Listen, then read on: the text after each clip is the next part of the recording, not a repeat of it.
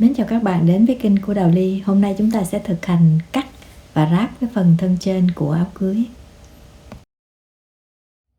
Vải để sử dụng mà cắt cho thân trên, các bạn sẽ sử dụng một lớp ren hoa văn nhỏ nhỏ là được rồi nha các bạn, và một lớp lưới.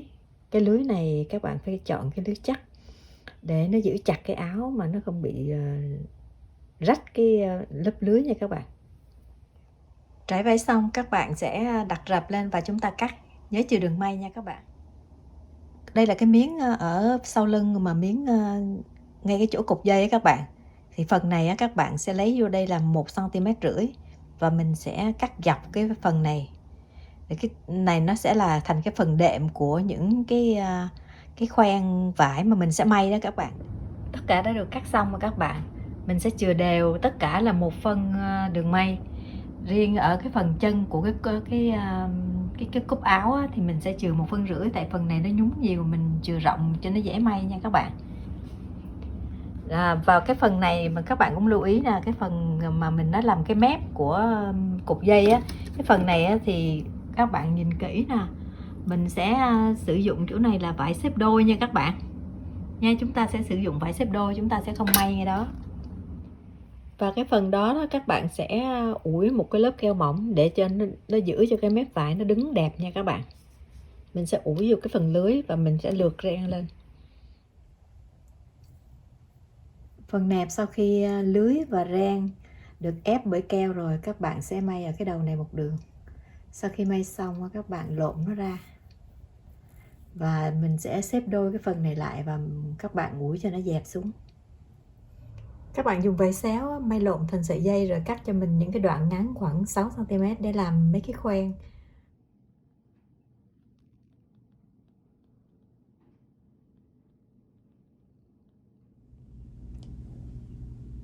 Bây giờ các bạn sẽ ráp tất cả các mảnh của thân áo lại với nhau.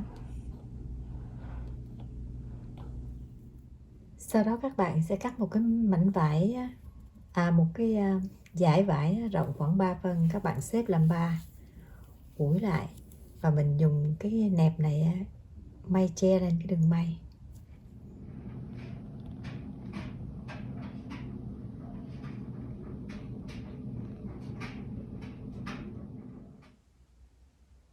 Sau khi ráp cái phần lưới vô giữa ngực và chúng ta đã hoàn tất cái phần thân áo các bạn.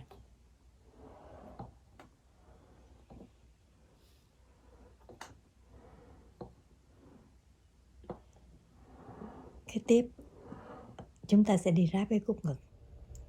Phần cái đầu cúc ngực sau khi các bạn may xong thì các bạn sẽ gói cái đường may đó lại bằng một miếng vải xéo.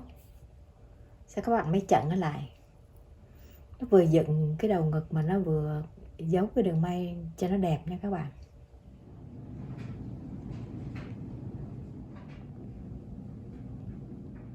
Các bạn lưu ý phần này, khi các bạn ráp một cái phần mà nó cong, mà nó lồi lên với một phần cong lõm vào thì các bạn để ý một chút thì sẽ rất là dễ ráp.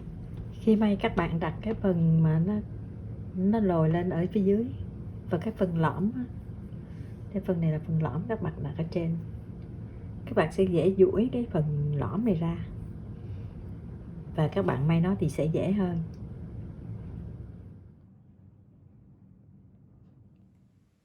Sau khi các bạn ráp cái cúc vào rồi chúng ta sẽ đặt một lớp vải viền như các cái đường nối khác và chúng ta sẽ bật cái đường này xuống nha các bạn. Mình sẽ cho cái đường may này nó bật xuống, mình viền và mình bật nó xuống. Bây giờ chúng ta sẽ áp các cái thân sau lại để lấy cái rập keo ở phía mép trên của thân áo này nha các bạn. Chúng ta chỉ chú trọng cái phần này thôi, xếp cho nó sát để lấy cái rập keo. Và cái rập keo ở trên cúc ngực luôn nha các bạn. Các bạn sẽ nối liền hai cái rập keo thành một miếng liền và chúng ta sẽ cắt. Các bạn sẽ cắt một cái rập keo, xong rồi mình sẽ ủi lên cái lớp lưới mà mình lót của áo đó các bạn, lưới chắc đó, coi như tất cả đều mỏng và trong suốt. Sau khi các bạn đã viền xong cái phần ráp giữa cái cúc ngực với cái thân của cái cúc, chúng ta sẽ sử dụng cái gọng đỡ này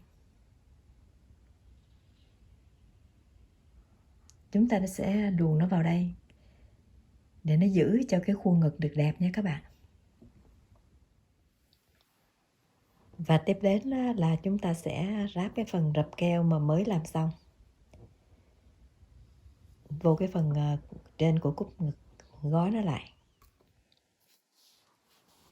Chúng ta sẽ bọc một cái miếng mút mỏng và chúng ta sẽ đặt vào trong ngực áo nha các bạn.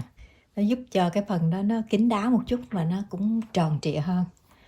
Và cuối cùng là chúng ta sẽ sử dụng cái boning nè, tức là cái gọng đỡ này các bạn. Chúng ta sẽ đặt vô các cái đường này để giữ cho cái thân áo nó vừa đứng đẹp mà nó gịch eo cũng hoàn hảo luôn.